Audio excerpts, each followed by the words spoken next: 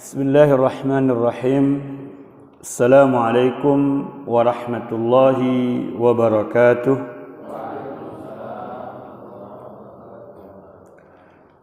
الحمد لله رب العالمين الذي بنعمته تتم الصالحات. نحمده ونستعينه ونستغفره ونستهديه، ونعوذ بالله من شرور أنفسنا ومن سيئات أعمالنا. من يهده الله فلا مضل له، ومن يضلله فلن تجد له وليا مرشدا. نشهد أن لا إله إلا الله وحده لا شريك له، ونشهد أن محمدا عبده ورسوله لا نبي بعده. اللهم صل على محمد وعلى آل محمد كما صليت على إبراهيم وعلى آل إبراهيم إنك حميد مجيد،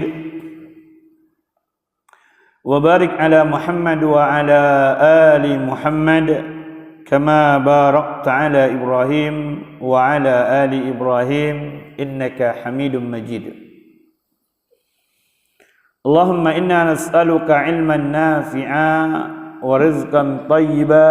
Jazakallah khairan. Masya Allah, lengkap. Allahumma inna nas'aluka ilman nafi'a wa rizqan tayyiba wa amalan mutaqabbala. Allahumma allimna bima yanfa'una wanfa'na bima 'allamtana. Allahumma inna na'udzu bika min ilmin la yanfa' wa min qalbin la yakhsha' wa min nafsin la tashba' wa min da'watin la yustajabu laha. Allahumma ighfir lana warhamna wa'afina warzuqna. Rabbi shrah li sadri wa yassir li amri wahlul 'uqdatam min lisani yafqahu qawli. Subhanaka la ilma lana illa ma 'allamtana innaka antal alimul hakim. Alhamdulillah, berbahagia jiwa yang Allah Subhanahu wa taala mudahkan ia untuk mentaati Allah Subhanahu wa taala sepanjang hayatnya, dan berbahagia diri yang Allah mudahkan untuk mendatangi rumahnya di waktu yang Rasulullah SAW mengkabarkan bahwasanya waktu yang sangat berat bagi orang-orang munafik untuk melakukannya. Dan nikmat yang besar adalah semoga janji Rasulullah SAW kita dapatkan pada hari ini. Rasulullah SAW mengkabarkan barang siapa yang salat berjamaah di waktu fajarnya, waktu subuhnya, maka dia hari itu tahta zimmatillah, di bawah perlindungan Allah Subhanahu wa taala. Jadi menjadi seorang mukmin yang Allah mudahkan untuk melakukan ketaatan itu nikmat. Saya sejenak tadi berpikir ketika menikmati setelah selesai subuh, setelah selesai salat, berzikir itu, perkataan Ibnu Qayyim rahimahullah ta'ala ketika beliau mengatakan sesungguhnya waktu yang paling nikmat bagi seorang mukmin adalah waktu mereka tahannuts setelah selesai salat mereka. Apa yang terekam rupanya memang nikmat. Duduk sebentar, duduk itu sebenarnya kepentingan kita, karena kita yang butuh istighfar kepada Allah, kita yang butuh pengampunan, butuh meminta rahmah, butuh dan seterusnya. Tetapi di tengah kebutuhan kita itu, ternyata Allah Subhanahu wa taala memberikan rahmat dan nikmatnya di dalam jiwa kita, sehingga jiwa setelah selesai salat itu ketika dia berzikir itu merasa tenang, merasa, orang seberang bilang padu hidupnya itu. Nikmat. Di waktu setelah salat, makanya di antara sunnahnya tidak boleh ber'ajalah, berburu-buru setelah selesai salat. Karena dia waktu yang mesti dirasakan oleh seorang mukmin, nikmatnya bertahannuts, berduaan dengan Allah Subhanahu wa taala walaupun di tengah keramaian. Berselawat kita kepada Rasulullah sallallahu alaihi wasallam, kita berdoa kepada Allah agar setiap selawat yang kita lakukan dan ittiba' pengikutan kepada sunnah Rasulullah SAW yang kita berupaya untuk lakukan, dia adalah bagian di antara cara kita membuktikan kita mencintai Rasulullah SAW. Kenapa? Karena seorang sahabat bernama Anas bin Malik pun perlu untuk mengklaim, menyatakan kepada Allah Subhanahu wa taala ketika beliau meriwayatkan hadis yang dikeluarkan oleh Imam Muslim tentang khabar Rasulullah sallallahu alaihi wasallam kepada seorang sahabat yang meminta agar Allah Subhanahu wa taala masukkan dia ke dalam syurga dan menemani Rasulullah sallallahu alaihi wasallam bersabda. Maka Rasulullah SAW bersabda, sungguhnya seseorang akan dikumpulkan bersama orang yang dicintainya di alam akhiratnya.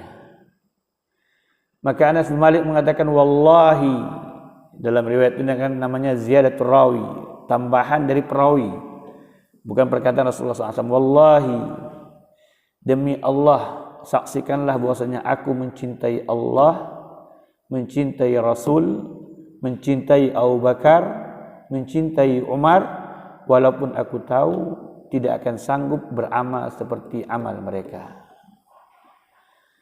Jadi membuktikan cinta kepada mereka itu sangat penting.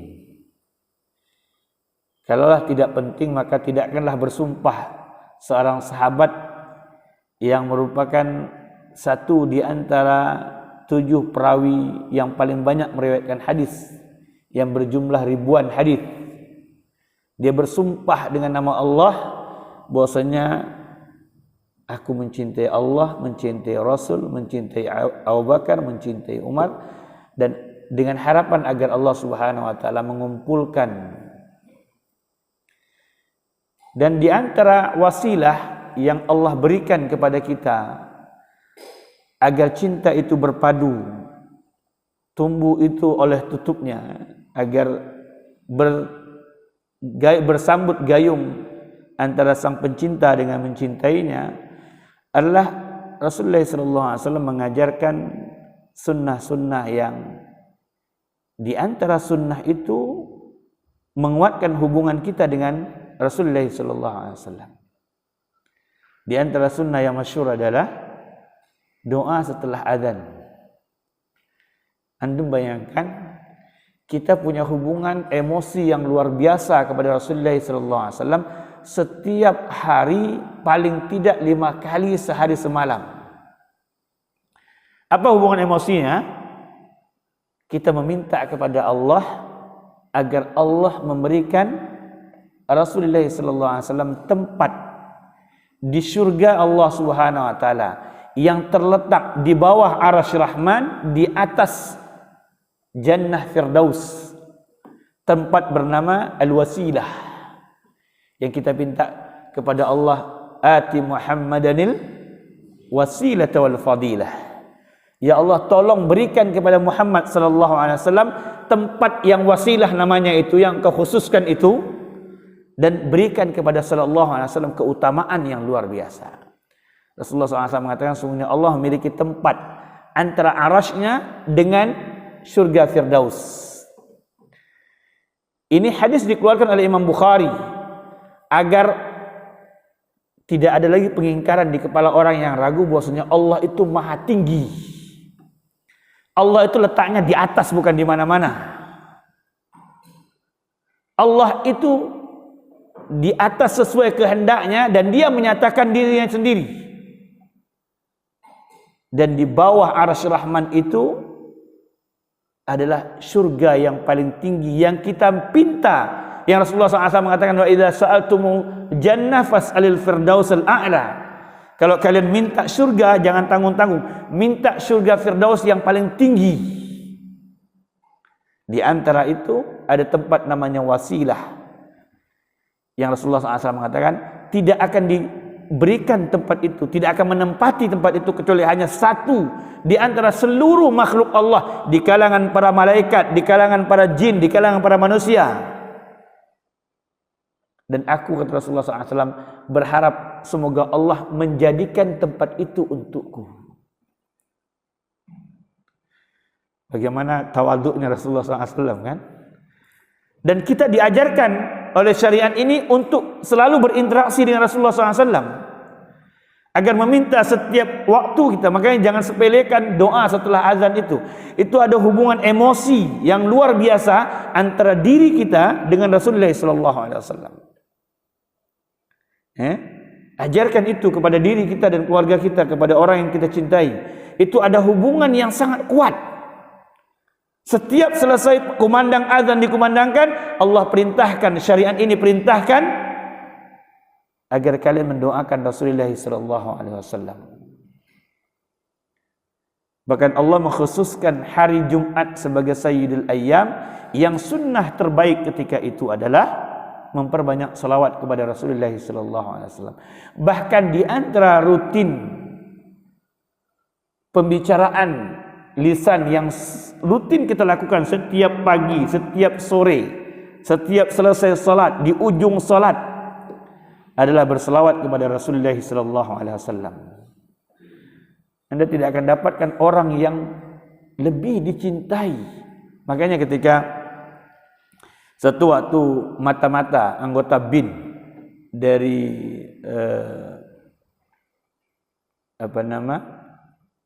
Persia datang ke tempat Rasulullah SAW. Belum lagi ini Persia diserang oleh kaum mukminin. Ini masa Persia Jumawa, karena mereka baru selesai mengalahkan Rum. Dan mereka berhitung bahwasanya di negeri Arab ini baru mulai muncul, belum negara besar. Tetapi karena pekerjaan BIN kan begitu, kan? Mereka mencari informasi sekecil mungkin tentang potensi tumbuh kembangnya kekuatan baru, maka diutuslah intelijen ke sana. Pulang dari sana, apa yang dikatakan oleh intelijen ini? Sungguhnya aku tidak pernah melihat satu pemimpin pun yang dicintai oleh rakyatnya melebihi Muhammad dicintai oleh orang-orang yang bersamanya. Ini orang-orang yang luar biasa. Makanya pembahasan kita beberapa pekan ini diantaranya adalah mempelajari beberapa ayat yang Allah perintahkan untuk mengikuti Rasulullah SAW. Ini harus tanya dulu, Aki, mana yang manis, mana yang tawar nih? Soalnya katanya ada satu manis atau satu pahit katanya. Ya Allah, yang pahitnya ternyata Ki. Jazakallah khairan. Ayat yang selanjutnya yang kita bicarakan adalah surah Al-An'am ayat 153. Allah memerintahkan kepada Rasulullah SAW agar menyampaikan kepada kita, kepada orang-orang yang bersamanya dan orang yang setelahnya, sampai kepada kita dan orang setelah kita. Apa perintah Allah Subhanahu wa taala? Wahai Muhammad, katakan, wa anna hadza sirati mustaqima. Wahai umatku, wahai sahabatku, sesungguhnya ini yang aku bawa ini adalah sirati. Ini Allah yang berbicara, Allah berfirman, ini jalanku yang lurus. Ini di antara pentingnya kita belajar tentang Rasulullah SAW, pentingnya kita beragama sebagaimana Rasulullah SAW, pentingnya kita mengqudwah kepada Rasulullah SAW, karena Allah menegaskan, katakan wahai Muhammad, wa anna hadza sirati mustaqima fattabi'uhu. Ini jalan yang aku bawa ini adalah jalan Rabbku. Jalan ini lurus, lempeng. Jalan ini lurus, lempeng, nikmat.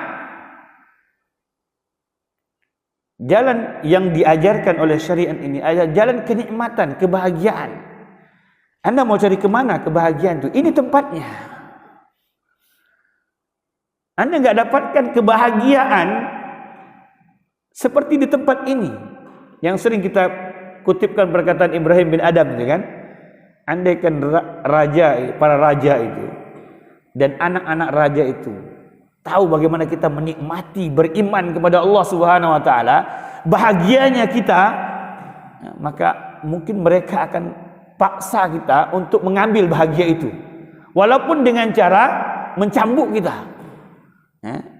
Karena dia kebahagiaan seorang mukmin ketika dia beriman kepada Allah, mengikuti Rasulullah SAW, dia akan rasakan kebahagiaan yang luar biasa, yang tidak bisa dirasakan kecuali orang-orang yang menjalaninya. Kalau kita masih di pinggir-pinggirnya, masih kadang-kadang ngikutin Rasulullah SAW, kadang-kadang enggak, kadang-kadang masih mengutamakan pikiran kita, kadang-kadang oh ya mungkin Rasulullah benar juga, ada benarnya juga, kita enggak akan bisa rasakan bahagianya itu. Orang-orang yang tunduk, pasrah, ikut, enggak ada kritikan sedikit pun terhadap jalan yang dibawa Rasulullah SAW. Dan jangan samakan din dengan urusan duniawi. Kadang-kadang kita ini kan begitu kan. Ketika jangan kritik agama itu, jangan kritik syariat itu, dia udah sempurna. Kok menutup pintu kritikan? Memang tidak ada ruang untuk mengkritisinya. Tidak ada ruang sedikit pun. Jangankan kita yang sudah berbilang zaman, berbilang kurun, gitu kan? Masih bersama Rasulullah SAW, apa yang Allah turunkan kepada mereka? Al-yauma akmaltu lakum dinakum wa atmamtu alaikum ni'mati wa raditu lakumul islama dina. Ini kan yang kita cari kan? Al-yauma akmaltu lakum dinakum, sudah. Enggak perlu kritikan sedikit pun. Ya. Tidak orang jahil, tidak orang yang mengaku dirinya berilmu. Allah telah katakan al-yauma akmaltu lakum dinakum wa atmamtu alaikum ni'mati. Jangan khawatir, nikmatku akan aku sempurnakan. Kita itu sering khawatir terhadap nikmat Allah itu karena kita jauh dari Allah, itu masalahnya. Kemudian kita nisbahkan buruk terhadap amal kepada Allah. Ya Allah, capek saya berdoa, aku nggak dikabulkan juga doa saya. Perasaan solehan saya pada si fulan, kok dia banyak dapatnya, saya nggak ada dapatnya, gitu kan. Kita sering mengukur nikmat Allah, mengukur ketentuan Allah dengan akal kita. Sedangkan Allah Subhanahu wa taala sudah menjamin, akmaltu lakum dinakum wa atmamtu alaikum ni'mati. Sempurna, pasti tuntas.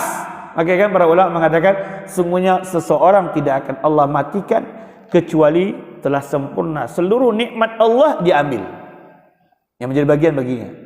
Kan pernah dibawakan kisah tentang seorang yang tenggelam atau masuk dalam sumur, teriak-teriak dia, akhirnya diselamatkan orang, ya kan? Sampai ke atas dia kehausan, ya. Kemudian diberikan minum, selesai minum jatuh lagi dia ke sumur, mati. Kalau ulama mengatakan sungguhnya dia masih punya hak nikmat, yaitu minum air. Selesai tuntas minum air, balik lagi dia mati, udah selesai. Dia tadi pengen mati belum mati-mati itu karena masih ada rezekinya, nikmatnya yang belum diambil. Begitu kita memahami Allah Subhanahu wa taala dalam menyempurnakan qadar untuk kita. Wa raditu lakumul Islam madinah. Masih ada lagi juga ragu orang tentang agama yang mulia ini. Ya. Jangan menganggap hanya Islam saja yang sempurna. Kan banyak juga agama. Allah yang katakan ini, Anda katakan yang mana? Bahwasanya ada orang yang tersesat, salah jalan. Memang biasa dalam sebuah perjalanan, ada orang yang nyasar, ada orang yang benar jalannya. Tugas orang yang sudah berjalan dengan benar untuk memanggil orang yang nyasar tuh, sini, balik ke sini. Nanti jangan lewat sana, sini jalannya. Kalau kita mungkin pernah jadi anak pramuka segala macam kan. Kalau orang tahu jalurnya dia, atau pergi gunung lah itu kan, tahu jalurnya, dia sampai ini jalurnya. Ini yang nggak tahu jalan ini muter kiri kanan gitu kan. Dikasih tahu nggak mau tahu juga kan begitu. Surah hidup kan, gambaran hidupnya kan. Begitu juga dalam din. Ini sunnahnya, ini yang diajarkan syariatnya. Masa begitu amat sih? Agama kok berat-berat begitu amat sih? Nggak ada yang berat, ringan. Antum bayangin, kalau ada seorang sahabat yang baru beriman di sore harinya, ya, baru beriman di sore harinya, kemudian syahid di waktu paginya, bisa masuk ke surga Allah Subhanahu wa taala, maka bagaimana peluang orang yang lebih daripada dia? Iya kan? Sedangkan Thalhah bin Ubaidillah meriwayatkan mengatakan bahwasanya suatu waktu pernah ada dua orang sahabat datang kepada Rasulullah SAW, beriman kepada Rasulullah SAW. Selesai mereka beriman, kemudian mereka berjihad. Allah takdirkan yang pertama si A wafat syahid dalam jihadnya. Kemudian si fulan yang kedua belum syahid. Berbilang tahun kemudian wafat dia dalam keadaan biasa. Mimpilah Thalhah bin Ubaidillah, sahabat yang satu di antara 10 orang yang dikabarkan ahli syurga.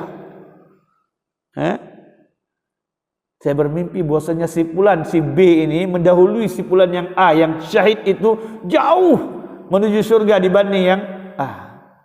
Rasulullah SAW mengatakan, kenapa engkau heran? Bukankah si B itu lebih banyak dibanding si A dalam segi puasanya, sholatnya, dan seterusnya. Jadi peluang amal yang besar itu adalah nikmat yang besar. Secara jumlah sahabat sempurna. Bahkan para ulama mengatakan sahabat itu maksum dalam kesahabatannya, bukan personalnya. Kenapa? Karena mereka tidak akan diam dalam kebatilan. Bahkan ketika mereka diam, ada kaidah dalam usul namanya ijma' sukuti. Ketika sebuah amal yang mereka dapatkan, kemudian seluruh mereka diam, artinya itu ijma', bolehnya amal itu. Karena apa? Karena di antara karakter sahabat itu tidak akan diam kalau terjadi pelanggaran. Rasulullah SAW diperintahkan Allah untuk mengkhabarkan, katakan wahai Muhammad, ini jalanku maka ikuti, ini jalan Rabb kalian, ikuti jalan yang aku tunjukkan kepada kalian. Wala tattabi'us subula, jangan kalian ikuti, ekori jalan-jalan yang kecil itu.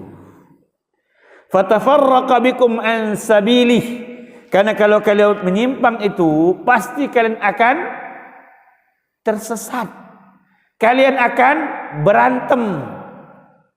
Itu udah Allah yang bilang tafarraq, kalian akan berpisah.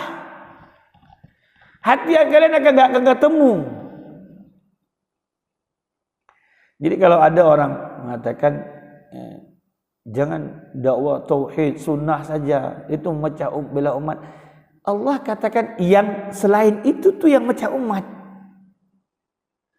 Fatafarraqa bikum an sabilih, kalau kamu punya pandangan yang berbeda dari tauhid yang diajarkan oleh syariat ini, dari sunnah yang diajarkan Rasulullah SAW ini, kamu pasti akan berbeda. Coba antum tandain, masyarakat muslimin.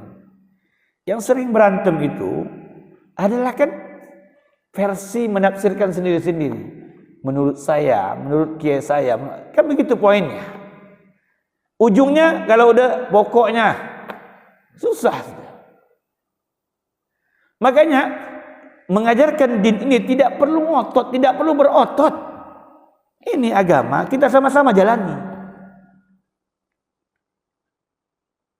Menyimpang Anda, salah Anda, balik sini. Ketika saya ajak Anda balik, bukan saya mengklaim ente suci ya, bukan. Saya juga takut kok menyimpang. Sama-sama kita ikuti jalan ini. Tidak ada orang yang dijamin oleh Allah Subhanahu wa taala untuk sampai ke ujungnya. Semua kita bermohon. Yang memulai berjalan, yang di tengah jalan memulai berjalan, yang di ujung jalan dia berjalan, semua berharap agar ujungnya itu benar. Agar tidak jumawa orang yang sekian lama hidup dalam agamanya, kemudian ada orang yang baru mu'allaq, baru hijrah, kan? Nanti meremehkan dia. Tidak, semua kita sedang berusaha mengikuti jalan ini lurus. Melenceng saya, tolong ingetin. Lencengan saya itu diingetin. Jangan cerita masalah rumah tangga saya, masalah kerjaan saya, masalah jangan itu yang dibahas. Lencengan saya itu yang saya melenceng itu yang salah. Ente sholat subuh 4 rakaat, ya 4 rakaat itu yang dikoreksi. Bukan ente anak siapa sih, ente kerjaan apa, bukan itu yang dibahas. Jadi kalau orang mengkoreksi salah kita, fokus kepada salahnya itu. Dia tidak sedang memburukkan hal yang selain daripada salah itu, dan dia juga tidak memburukkan kita. Dia sedang mengatakan bahwasanya, Mas, itu salah, yang benar ini jalannya. Ini yang mesti kita pahami dalam din ini. Dzalikum wassakum bihi la'allakum tattaqun. Itulah wasiat Allah, perintah Allah yang telah Allah perintahkan kepada kalian. Makanya kan para ulama mengatakan bahwasanya Al-Quran itu adalah nadhir yang muntiq. Dia pengingat yang berbicara. Tapi bicaranya itu enggak terdengar kecuali kalau kita baca dia. Iya kan? Al-Quran itu kalau kita tidak baca, tidak pelajari, dia mengingat ribuan peringatan, dia memotivasi ribuan motivasi, dia menunjukkan jalan ribuan cara menuju jalan itu. Kita nggak ngerti kecuali kalau kita bahas dia, kan kita baca, kita. Satu waktu Rasulullah SAW duduk bersama sahabat dari Abdullah bin Mas'ud radhiyallahu anhu. Hadis dikeluarkan oleh Imam Ahmad dan musnadnya, dan dikeluarkan oleh Ad-Darimi dan sunannya. Beliau mengatakan satu waktu Rasulullah SAW duduk bersama sahabat. Kemudian beliau membuat garis lurus. Beliau katakan, "Hadza sabilullahi mustaqimah." Ini jalan Allah yang lurus ini. Ini Rasulullah SAW mengajarkan praktek kepada sahabatnya. Ini jalannya lurus. Maksudnya apa? Yang saya bawa ini, karena tugas saya selama 20-an tahun ini bawain ini nih. Bukan jadi pedagang, bukan jadi panglima perang, bukan. Tugas saya selama 20-an tahun itu ini urusan ini. Untuk ini saya diutus. Bukan urusan yang lain. Untuk ini nih. Bukan cara berniaga ke Syam, bukan. Kalau kita ambil ibrah dari perniagaan Rasulullah Muhammad SAW, itu bagian daripada mengikuti sunnah yang sebagian wajib, yang sebagian tidak diwajibkan, yang diajarkan Rasulullah SAW. Tetapi yang dia bawa ini, din ini, mentasbih umat ini dari khurafat, dari syirik, dari dukun, dari macam-macam lah. Menggantungkan jiwa raga hanya kepada Allah Subhanahu wa taala. Ini jalan Allah yang lurus ini. Kemudian Rasulullah SAW memberikan garis ke kanan, memberikan garis ke kiri, garis ke... Beliau kemudian mengatakan kepada sahabatnya, hadhis subul. Ini jalur banyak nih. Laisa minha sabilun illa alaihi syaitan. Jalan ini nih enggak ada satu pun kecuali di awal pangkalnya, di tengahnya, dan di ujungnya semuanya isinya syaitan. Mulai Anda menyimpang, syaitan sudah mulai itu. Ya kan? Semakin Anda masuk menyimpang, semakin dia menikmati itu. Ingin Anda balik, dia tunggu lagi di pangkalnya. Jadi kita mudah untuk mempertahankan agama ini, susah. Dan dia telah berjanji kepada Allah. Bahkan janji kemudian ditambahkan dengan permintaan dan Allah luluskan permintaannya. La aqwadannahum siratakal mustaqim. Ya Allah, aku akan tutup jalan mereka menuju jalanmu yang lurus. Udah ngancem gitu, dia bilang lagi, ya Allah, tangguhkan ajalku sampai kiamat sa'ah. Jawaban Allah apa? Tidak akan tersesat dari hambaku kecuali orang yang mengikutimu. Jadi udah begitu klaimnya kepada Allah Subhanahu wa taala. Sudah selesai kaji. Tinggal kita yang belakangan ini kemudian bagaimana mempertahankan, mudah berdoa kepada Allah agar syaitan tidak menutupi jalan kita menuju jalan Allah Subhanahu wa taala. Ini pekerjaan yang berat, bukan ringan. Ada fitnah salah kiri kanan, ada kejahilan yang kita harus buang, ada ego, ada segala macam perasaan. Kemudian Rasulullah SAW mengatakan, ini jalan tidak ada satupun kecuali di pangkalnya, di tengahnya, di ujungnya, syaitan selalu mengajak kita untuk mengikuti jalan itu. Kemudian di antara ayat yang kita ingin ulas dari firman Allah Subhanahu wa taala adalah kalam Allah yang mulia dalam surat An-Nur ayat ke-54. Allah Subhanahu wa taala berfirman, ini perhatikan agar kita paham bagaimana bermuamalah dengan syariat ini. Allah katakan, kul, katakan wahai Muhammad, ati'ullaha wa ati'ur rasul. Ikuti Allah dan ikuti Rasul. Ayat ini dan ayat yang semisalnya sudah disyarahkan oleh para ulama tentang waw ataf di antara ati'ullah wa ati'ur rasul. Artinya ataf itu kualitas antara maktub dan maktub ilahi itu sama. Kalau bahasa Indonesia itu apa itu? Wow, atau ya. Ini atau itu. Kualitasnya sama. Spesifikasinya sama. Jadi ketaatan kepada Allah itu sama dengan ketaatan kepada Rasulullah sallallahu alaihi wasallam. Bukan kepada ketaatan orang yang menyampaikan risalah, bukan. Ini Rasulullah SAW. Karena kalau sang penyampai, baik itu kiai, ustadz, ajengan, syekh, apapun namanya itu, mungkin ada bias dari apa yang mereka sampaikan. Jangan kritisi biasnya, terima kasih terhadap yang dia sampaikan. Untung dia mau nyampaikan, gitu kan? Kadang-kadang kita gitu yang ini wah nggak bener dia, bias dia punya rusak di sini. Nggak, Anda tengok dia berupaya untuk menyampaikan bahwasanya sang penyampai belum sempurna, dan itu adalah bagian daripada ya hamba Allah yang dhaif, gitu kan?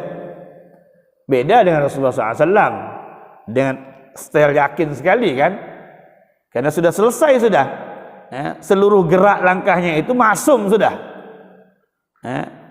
terhadap sebuah perbuatan yang mungkin orang tidak bisa nyampe pikirannya. Kok ini benar Rasulullah kok istrinya sampai 9 orang, kan? Pun dia punya legalitas di hadapan Allah, punya justifikasi di hadapan Allah Subhanahu wa taala yang membuat amal yang dia lakukan itu dibolehkan. Kan Rasulullah SAW bilang sama kita apa? Nggak boleh puasa wisal. Puasa wisal itu puasa bersambung. Hari ini puasa nggak buka, besok puasa terus kan? Sahabat ketika melihat Rasulullah SAW juga begitu mengatakan, ya Rasulullah SAW, antum melakukan itu. Rasulullah SAW mengatakan, jangan ikuti aku diberi makan oleh Allah. Itu sudah jelas sendiri bedanya kan? Yang nggak baik sesamain ente sama saya, bahasa saya gitu ya. Ini Rasul diberi makan. Ada cara yang Rasulullah SAW tidak merasa lapar seperti kita rasakan. Ya. Tetapi ketika Rasulullah sakit luar biasa, sampai Abdullah bin Abbas mengatakan, ya Rasulullah SAW, innaka tu'aq. Rasulullah SAW, engkau menggigilnya luar biasa. Rasulullah SAW, sungguhnya saya menggigil melebihi daripada 2 orang di antara kalian. Kita menggigil paling panas itu kalau digabungkan itu 2 orang lebih Rasulullah rasakan. Abdullah bin Abbas, sepupunya mengatakan, Rasulullah SAW, itu karena engkau mendapatkan pahala 2 orang di antara kami. Rasulullah SAW mengatakan, ajal. Maksudnya ganjaran Allah kepada Rasul itu lebih besar dibanding kepada manusia siapapun. Nah, Rasulullah SAW dikatakan oleh Allah, katakan wahai Muhammad, suruh mereka itu mentaati Allah dan mentaati Rasul. Fa in tawallau, kalau mereka udah disampaikan gitu berpaling juga, udah dibilangin berpaling juga, ini yang benar, ini mas, enggak mau saya, tetap juga berpaling, fa innama alaihi ma hummila wa alaikum ma hummiltum. Allah katakan kepada hamba-hambanya, kepada manusia, kalau mereka, wahai Muhammad, kalau mereka berpaling, maka urusan Anda, kamu wahai Muhammad, kepada Allah urusan kamu. Maksudnya tugas kamu tunaikan, sudah selesai, sudah. Wa alaihim ma hummiltum wa alaikum ma, dan kalian punya tanggung jawab, kewajiban kalian di hadapan Allah Subhanahu wa taala. Artinya apa? Sang penyampai Rasul itu, Bashir itu, Nadhir itu sudah selesai tugasnya.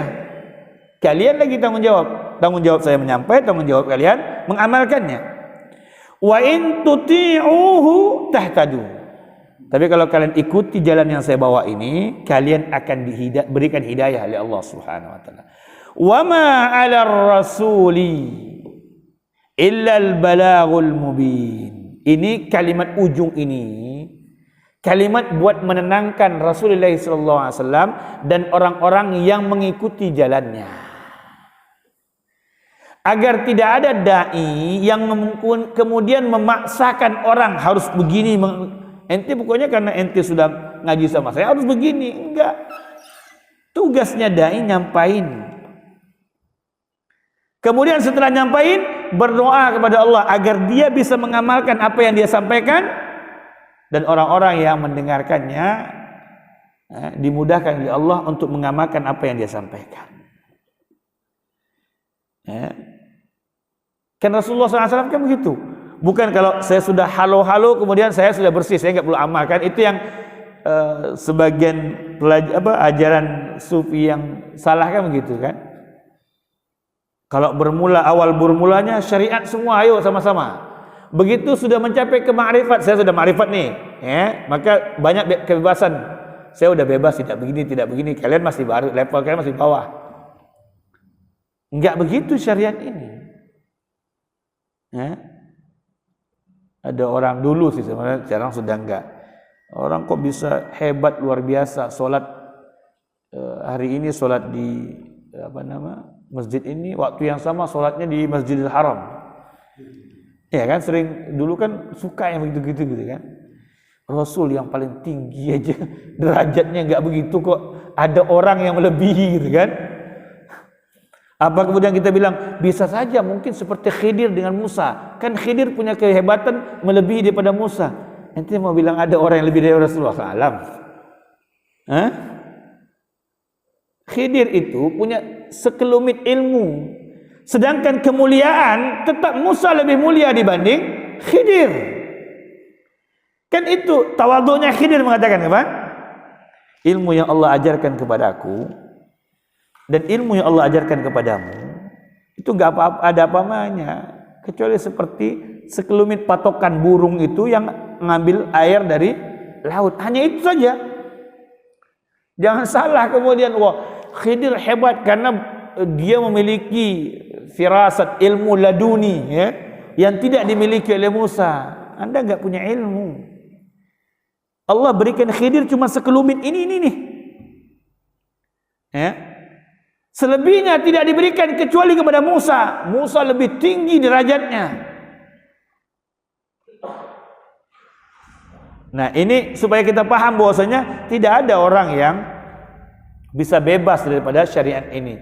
Kalau dia menyampaikan, dia orang yang pertama punya kewajiban untuk melakukannya. Ketika dia menasihati orang lain, dia orang yang pertama yang harus melakukan nasihat itu. Dan berdoalah kepada Allah agar Allah memudahkan mengamalkannya, karena yang paling berat itu. Jangankan mengamalkannya, berdoa untuk dimudahkan untuk mengamalkannya berat loh. Kadang-kadang kan lupa gitu kan. Sering lupa, kadang-kadang lupa. Ayat yang terakhir ingin kita bahas adalah firman Allah Subhanahu wa taala dalam surah Al-Hasyr ayat ke-7.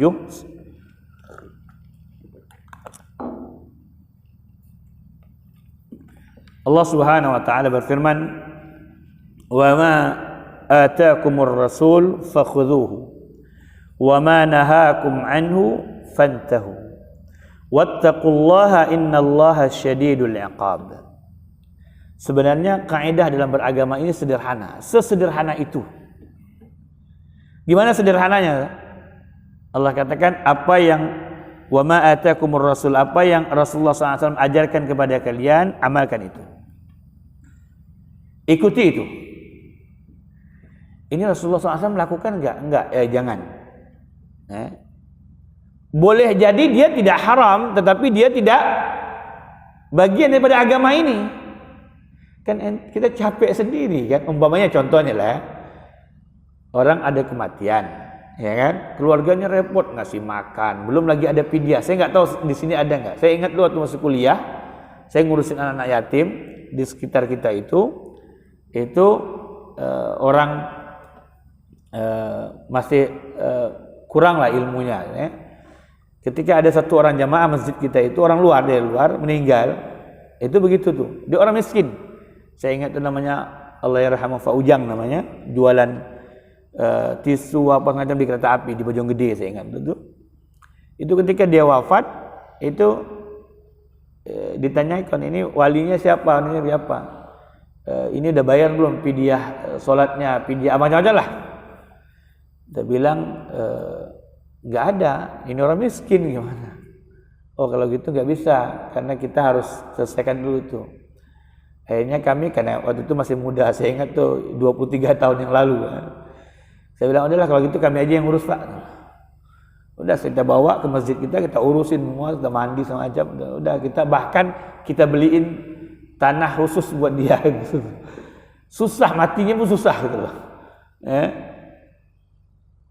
Kan menyusahkan itu. Atau yang sekarang jadi keluarga yang sudah ditinggalkan harus ngasih makan 3 hari, 7 hari, jebol teman. Sudah lama meninggal, sedih kehilangan orang, tambah jebol lagi ekonominya gitu kan. Kalaulah umpamanya belum sampai ke haram dan dia haram hukumnya, maka dia telah menyulitkan hidup kita sendiri gitu kan. Maka syariat Allah Subhanahu wa taala, wa ma ataakumur rasul fakhudhu wa ma nahakum anhu fantahu. Kalau sudah jelas dilarang, jauhi udah. Jangan dekat-dekat. Kan yang ini dilarang. Kalau dikasih bungkus dikit gini jadi halal enggak? Udah jangan dekat-dekat, jauhin aja dia. Wattaqullah, dan kata Allah Subhanahu, berupayalah kalian untuk mentaati Allah Subhanahu wa taala. Innallaha syadidul iqab, dan sungguhnya Allah Subhanahu wa taala ketika mengadab itu luar biasa. Kalian enggak akan, jangankan pernah rasakan, pernah memikirkan pun tidak terpikirkan. Allah itu ketika sudah mengadab, jangankan Anda pernah rasakan jenis azabnya, terpikirkan pun tidak kuat untuk memikirkannya. Makanya di antara nikmat yang Allah berikan kepada kita adalah inna rahmatallahi sabaqat an ghadabihi. Sesungguhnya rahmat Allah selalu mendahului kemarahannya. Selalu diutamakan itu. Selagi ada ruang memberikan maaf.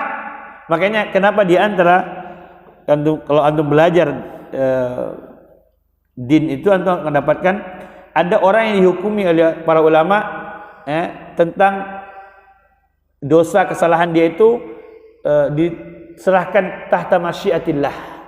Seperti umpamanya orang yang tidak beriman kepada Allah sebelum datangnya Rasul, tidak mengikuti agama Ibrahim alaihissalam, Musa alaihissalam, Isa alaihissalam, dan Rasul setelahnya di waktunya juga belum datang. Bagaimana hukum mereka? Yang masyhur di kalangan jumhur mengatakan maksudnya urusan mereka diserahkan kepada Allah. Kalau Allah berkehendak ampuni, maka Allah akan ampuni. Kalau Allah berkehendak azabkan, maka Allah azabkan. Maksudnya apa itu? Di antara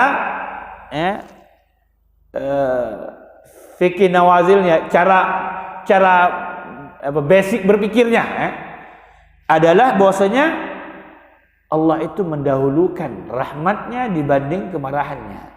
Kalau hukum asalnya kan, kalau tidak beriman ya udah. Tetapi begitu para ulama meletakkan mereka. Kecuali orang-orang yang sudah Allah Rasulullah SAW mengkabarkan tentang mereka di neraka, itu lain ceritanya. Tapi ini orang-orang yang tidak ada nas yang bicara tentang mereka.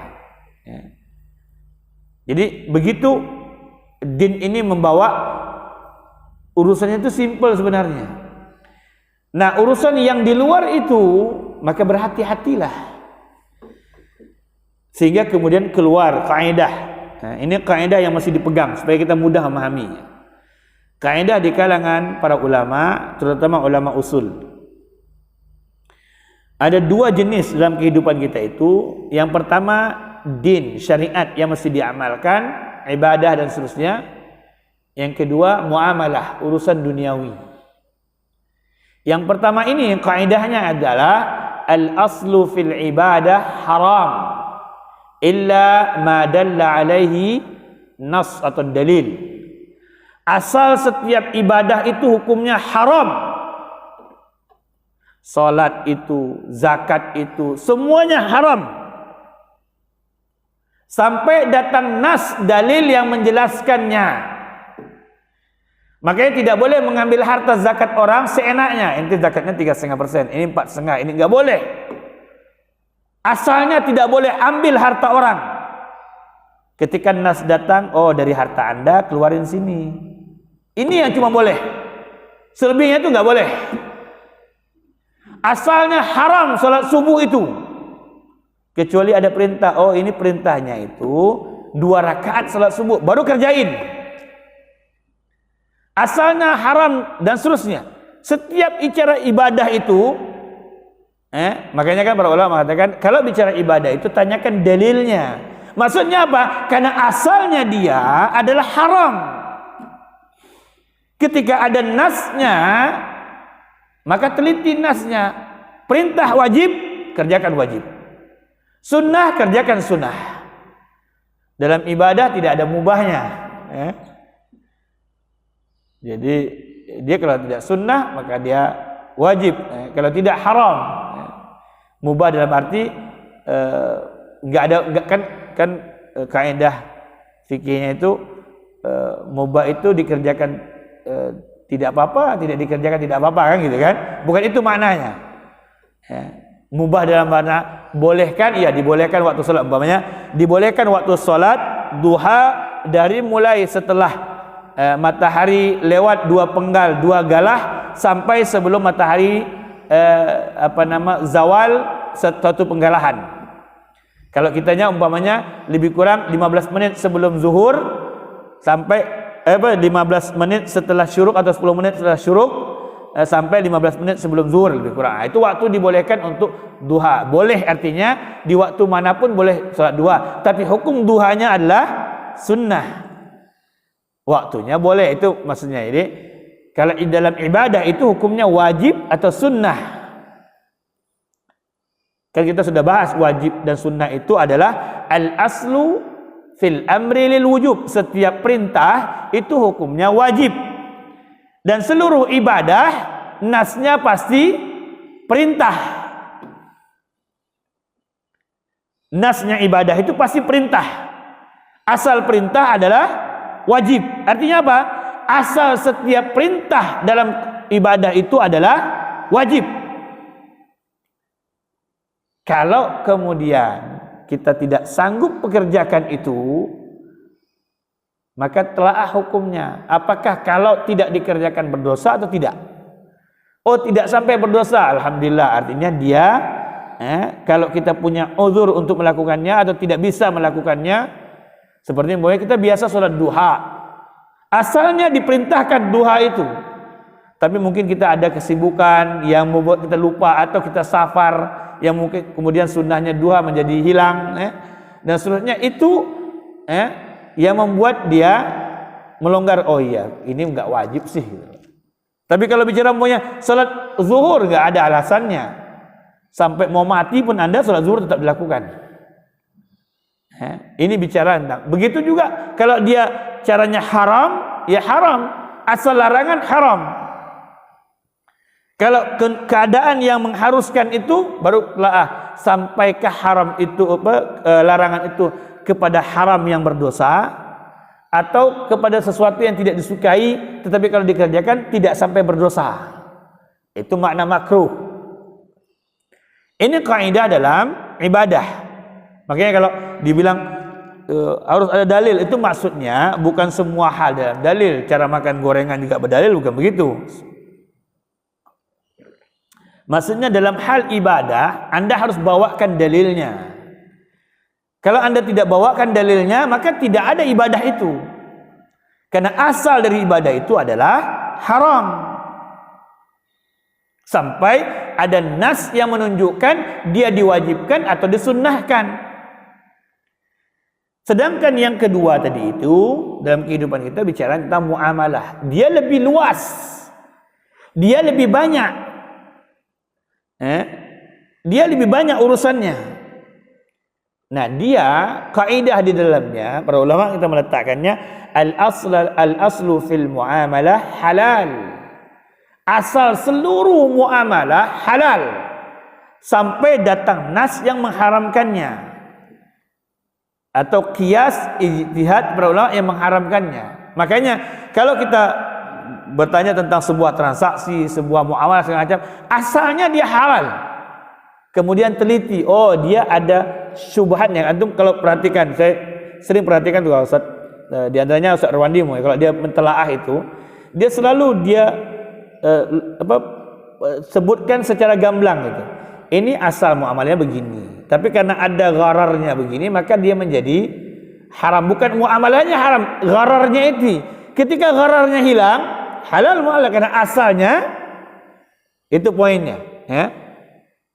Umpamanya asal memberikan fee kepada mediator itu halal. Bahkan wasit, perantara itu, kalau bahasa kita kan mediator, broker, apalah macamnya. Wasit itu salah satu amal, salah satu perbuatan. Bukan amal ibadah, salah satu pekerjaan. Dia bukan pekerjaan aib itu, memang pekerjaan, halal pekerjaan itu. Tetapi kalau Anda orang perusahaan kemudian memberikan rekomendasi kepada si fulan untuk diurusan di perusahaan Anda, maka Anda haram menerima hadiah. Kalau kita di perusahaan itu punya kebiasaan sampai kepada apa namanya itu yang lebaran tuh, lebaran apa namanya? Parcel itu. Dulu kita kalau di perusahaan parcel itu dikumpulkan, setelah dikumpulkan baru dibagikan. Karena dia menjadi halal kalau sudah diputuskan oleh pemilik perusahaan kan. Kalau masalahnya adalah kalau pemilik perusahaannya negara kan repot minta izinnya gitu. Kalau pribadi gampang gitu kan. Kalau pemilik perusahaan, pemilik saham, pemilik direksinya sudah putuskan boleh, itu selesai dah, halal dia menjadinya. Ya. Nah, kalau kita mengambil hal yang kita di dalamnya, kita memang bekerja untuk itu, kemudian mendapatkan upah, haram. Tapi kalau kita bukan bagian daripada itu, apalagi kemudian kita mengeluarkan biaya untuk mempertemukan orang, bertransaksi macam, halal, berkah harta itu. Supaya kita pandang kita benar. Jadi bukan selampangan. Dan asal muamalah itu halal sampai. Nah, makanya dalam muamalah kehati-hatian lebih tinggi. Kenapa kehati-hatian lebih tinggi? Karena memang asalnya dibolehkan semua. Makanya kita sering kadang-kadang terjebak, oh ternyata ini haram ya. Karena tadi itu, karena asalnya dia halal. Begitu kita belum berilmu, oh ini ternyata haramnya. Kemudian baru ketika sudah begitu ya istighfar kepada Allah, minta ampun, dan mudah-mudahan Allah. Begitu longgarnya dalam din ini. Jadi ini mudah sebenarnya. Kata Allah, kalau diajarkan oleh Rasul ikuti dia, kalau yang dilarang jauhi dia. Kemudian berupayalah untuk bertakwa kepada Allah. Dan hadis yang masyhur kita sering dengarkan adalah al-halalul bayyin wal haramul bayyin wa ma bainahuma umurun mustabihat atau mutasyabihat. Halal jelas, haram jelas, yang diantaranya itu masih syubhat. Syubhat bukan haram, tetapi barang siapa yang berbuat dengan syubhat, dia telah menggiring dirinya untuk berpotensi masuk ke haram. Belum haram. Maka Rasulullah SAW kan memberikan permisalan seperti orang yang membawa gembalaannya di tempat perbatasan tempat orang, gitu kan? Umpamanya saya bawa gembalaan di kebun Anda, dekat samping kebun Anda. Boleh jadi kemudian gembalaan saya itu makan hasil kebun Anda, gitu kan? Yang kemudian saya berdosa. Dosanya itu karena saya menggiring dia kepada, itu poinnya, supaya kita paham tentang bagaimana bentuk muamalah dan ibadah dalam agama.